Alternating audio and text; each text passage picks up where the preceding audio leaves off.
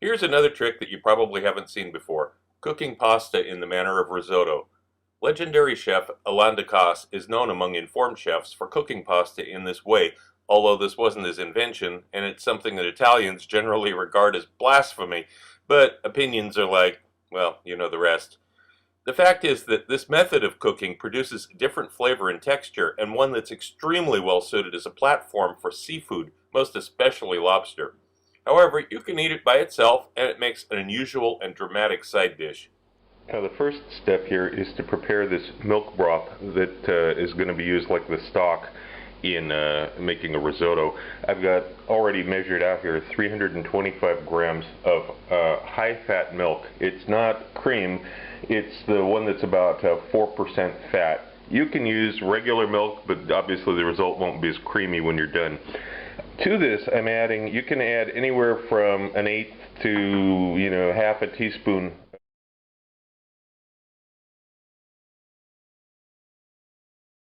And you don't have to use jalapeno chilies in this if you don't want to, but it gives it a nice flavor boost. I'm using a homemade quality veal stock for this, but there are other choices. See the notes at the beginning of the video about this. If you're using the option, which is the Knorr gel pack and water, then don't add salt. But I'm going to add, because there's no salt in this, I'm going to add about half a teaspoon of fennel salt from my cookbook series. If you don't have this, you can use a pinch of regular salt. Like I said, though, if you're using the Knorr stock, do not add salt because there's plenty of sodium in that already.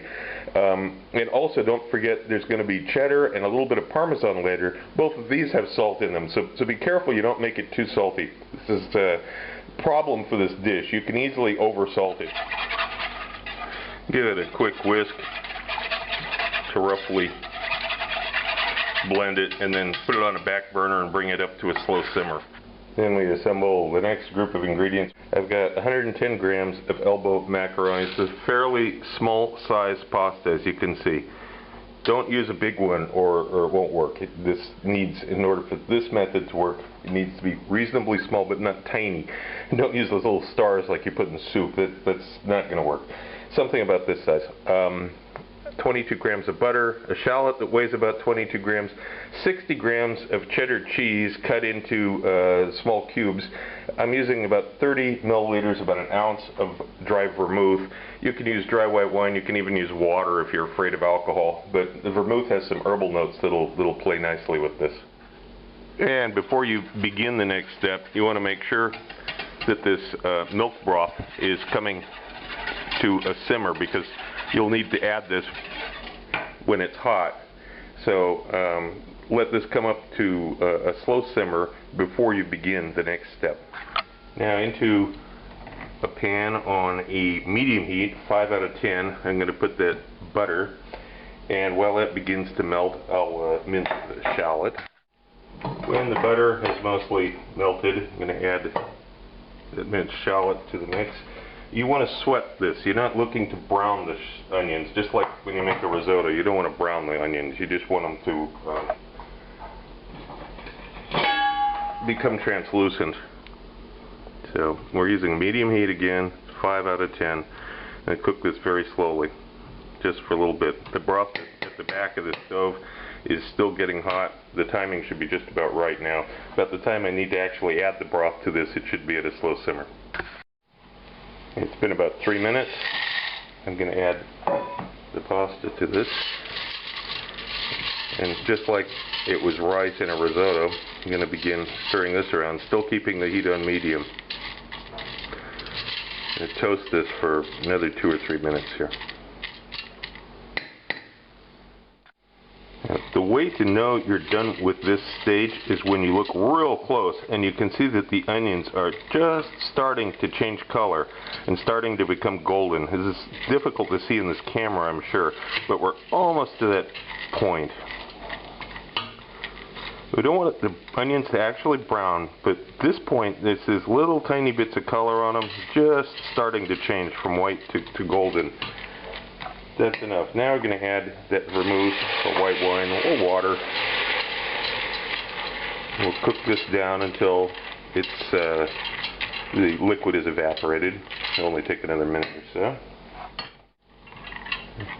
Okay, it's basically been reduced to a glaze. Now we finally add the first ladleful of this milk stock to it.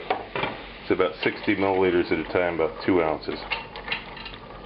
And you can add a bay leaf at this point too. You don't have to, but it'll give it a little boost of umami goodness in the end here. Obviously we'll remove the bay leaf before we're done. And you begin counting a time now too. Set the timer to run so you have some clue as to how long you've been doing this. You cook it down with stirring until most of the liquid is evaporated. In fact, you want to get almost all the liquid evaporated. This pushes the temperature up above 100 degrees Celsius, which is the key to cooking this. If you just boil it, it's cooked at 100 degrees Celsius. You don't get the same chemical transformations you get at a higher temperature. That's the whole idea of a risotto too. More about that in my next cookbook. There's another ladle of the stock, and it's the same procedure. You just keep doing this. Stir it frequently. You don't have to stir it constantly, but stir it frequently. Every time it runs to almost dryness, add another ladle of the stock, and keep an eye on the time. Now the heat had been on 5 up till now. Now I've added the third ladle of stock to this. I'm increasing the heat to about 7, just a little bit over 7. You don't want to have the heat too high in the beginning, or you'll get curdling of the milk. But you want to cook at a higher temperature, so you need a little bit more there. I'm adding the 4th ladle of stock now. Temperature's on 7. Stirring frequently. Now this process just continues until basically all the stock's been used and the time is up, or close to. Should probably point out that stirring and scraping the bottom is even more important here than it is in a risotto, because you've got that milk in there, and those milk solids are going to want to stick to the bottom of the pan and start burning if you don't keep an eye on them. So it takes a little bit more concentration than it does making a risotto, but the results will be worth it, as you'll see. It's been just about 10 minutes. I'm pulling the bay leaf out of it now. If you've done everything right, it should be thick. Right around now, it's about 10.5 minutes, and you should have only a little bit left of the milk broth in the back. So now I'm going to stir in the cheese. This will cause the temperature to increase quite a bit too, because the cheese will thicken it up. Heat capacity goes up. Once this is stirred in well, you see the cheese is all melted. Should take just like a minute. Then we're going to add the last of that milk broth in, whatever's left in the pot now, which shouldn't be very much. Should be less than 100 milliliters, probably somewhere around 60 or 70 milliliters. Okay, cheese is almost melted. You have to be really careful to stir it here so that you don't get solid sticking and burning. Okay, and there's the rest of the milk broth.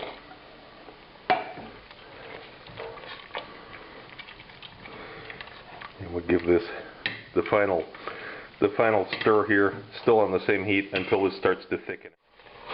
Okay, it's been about 3 minutes now. What I did while the camera was off is I added a few drops of orange food coloring to this, because the cheese that I used had no orange in it, and most people expect this dish to be orange. But you know, you don't have to. It's purely up to you. So now this is thick, as you can see. Put a lid on it and move it off the heat. After it's cooled off for just a couple of minutes here, away from the heat, I add that last 50 milliliters of cream.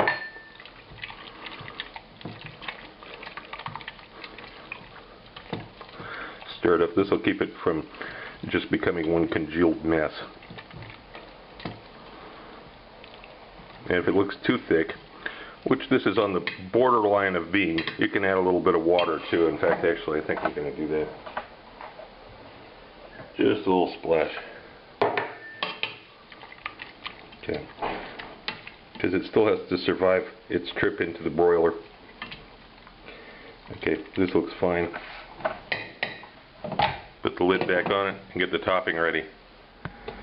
Now we make the topping. I've got 45 grams of breadcrumbs here, about 22 grams of melted butter, and you add a little shaved Parmesan to this. How much? And a tablespoon. It's up to you. And then this gets ground up.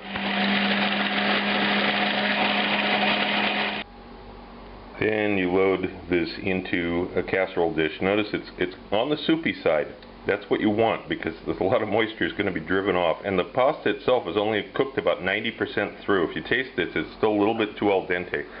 This is the point that you want it to be, though, because it's going to finish cooking in the oven and the rest of this moisture is going to be absorbed. Now, you sprinkle the topping over it. This is rather a lot of topping, but everybody loves the topping. They love the topping as much as they love the mac and cheese, so you want to go heavy on the topping.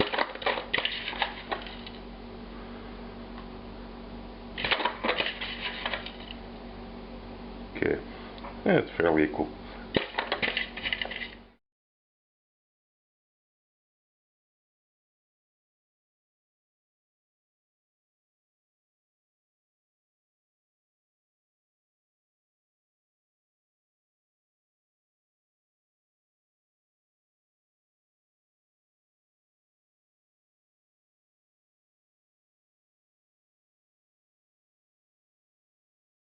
I'm pleased to announce a new, completely different type of cookbook. If you watch my channel regularly, you know that the recipes I present are usually centered on meat or seafood and seldom vegetarian dishes.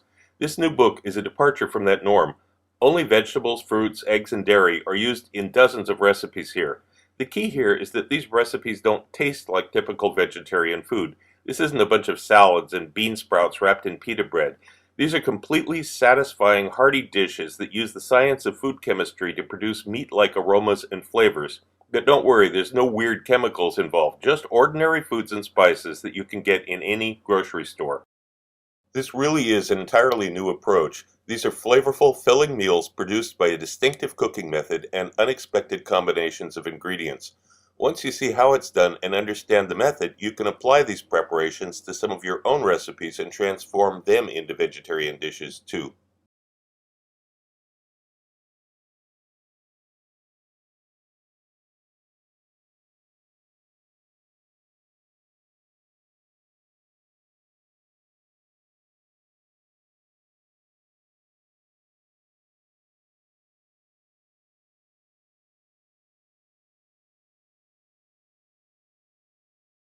Also look for my cocktail book, Cocktails of the South Pacific and Beyond, Advanced Mixology, available through Amazon online.